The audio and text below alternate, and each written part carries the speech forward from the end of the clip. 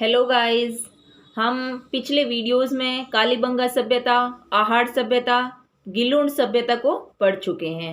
आज जो हम पढ़ेंगे वो है बागोर सभ्यता। और बागोर सभ्यता को एक ही जो इम्पोर्टेंट ट्रिक है उस ट्रिक के साथ में याद रखना है। वो ट्रिक थोड़ी सी आपको अपोजिट भी लगेगी कि ये तो इंडिया के प्रोस्पेक्टिव से सही नहीं बैठ रही है, लेकिन फिर भी आपको याद रखनी है। ट्रिक ये है कि गोरा भील बुढ़ापे में कोठी में रखी मिश्री खाता है। गोरा भील, गोर वर्ड दिखा रहा है बागोर को, भील दिखा रहा है भीलवाड़ा में, मीन्स बागोर सभ्यता भीलवाड़ा डिस्ट्रिक्ट की है। गोरा भील बुढ़ापे में, बुढ़ापे की मीन्स एज ऐसी होती है लगभग 70 के आसपास इंसान पहुंच चुका होता है। तो 1967 से 70 के बीच में इसका उत्खनन कार्य हुआ है और वो उत्खनन कार्य करवाने वाले थे V.N. मिश्र। तो इसमें मैंने जो ट्रिक यूज़ करवाई है आपको वो है बुढ़ापे में कोठी में रखी मिश्री खाता है। तो कोठी का मीनिंग है कोठारी नदी के किनारे इस्टेब्लिश हुई है। कोठारी नदी का संबंध किससे हो गया? भीलवाड़ा से।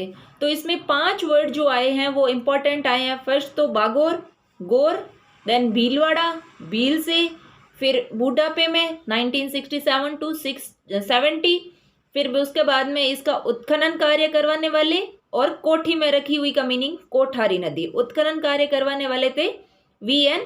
मिश्र। और हाँ, इम्पोर्टेंट जो इसमें एक और चीज़ है वो ये है कि आपको ये लग रहा होगा कि ये आप बोल रहे हो कैसे याद करेंगे।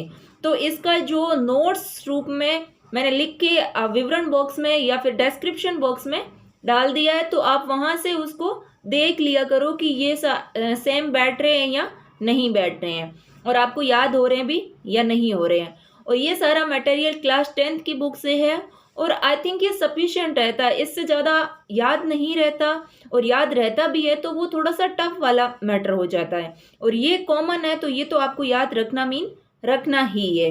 फिर इसमें जो बागोर सभ्यता में इम्पॉर्टेंट फैक्ट है वो है ये फैक्ट है कि ये हड़प्पा से पूर्व की सभ्यता है। मीन्स इसका काल है वो प्राग ऐतिहासिक काल है, और प्राग ऐतिहासिक काल को 3 भागों में डिवाइड कर चुके हैं, मतलब डिवाइड किया हुआ है अध्ययन की दृष्टि से। उसमें से जो बागोर सभ्यता है ये मध्य पाषाणकालीन सभ्यता है, और इस मध्य पाषाणकालीन सभ्यता होने के कारण यहाँ लघु पाषाण, छोटे छोटे पाषाण के उपकरण मिले हैं, जैसे जिसमें कोई ब्लेड वगैरह या फिर ऐसी कोई चीज़ जो कुठार, हस्त कुठार वाली ऐसी कोई चीज़ें प्राप्त हुई है। तो यहाँ इम्पोर्टेंट जो वर्ड याद रखना है वो लघु पाषाण उपकरण मिले हैं। ये लघु पाषाण उपकरण का पहले कहीं क्वेश्चन आ चुका है, तो आपको अच्छे से ध्यान रखना है कि लघु पाषाण उपकरण का संबंध कौन सी सभ्यता से है? बागोर सभ्यता से है।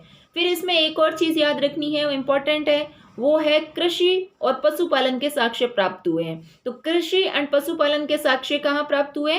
बागोर सभ्यता से। फिर इसके बाद में नेक्स्ट इसमें एक और चीज़ है वो है पशुपालन के साथ में यहाँ आखेट का कार्य भी होता था। आखेटक मीन शिकार भी होता था, तो शिकार भी करते थे ये लोग, कृषि, पशुपालन और शिकार। और उसके बाद में जो नेक्स्ट पॉइंट इंपॉर्टेंट है वो है ताम्र उपकरण प्राप्त हुए हैं। तो यहाँ ताम्र उपकरण में जो इम्पोर्टेंट उपकरण या फिर उस बुक में दे रखा उपकरण है वो तो याद रखना, मतलब रखना ही है। वो है जो सुई होती है वो सुई के धागे, मतलब छेद वाली सुई प्राप्त हुई है। वैसे भी सुई है तो छेद वाली होगी, तो छेद वाली सुई है वो तांबे की बनी हुई प्राप्त हुई है। तो ये है क्या, इसको याद रखना है कि ताम्र उपकरण प्राप्त हुए हैं हमें।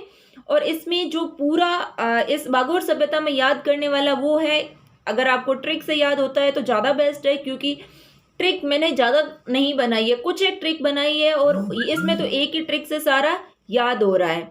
जैसे इसमें जो ट्रिक थी वो ये है कि गोरा भील बुढ़ापे में मिश्री खाता है। इंडिया के लोग गोरे तो है नहीं, फिर भी याद रखना है गोरा भील बुढ़ापे में मिश्री खाता है। तो ये इस पूरे बागोर सभ्यता में याद रखने वाला पॉइंट है। आई होप आपको समझ में आया होगा। अगर आपको कहीं भी कोई दिक्कत आए तो आप कमेंट बॉक्स में ज़रूर कमेंट करें। Most welcome. Thank you.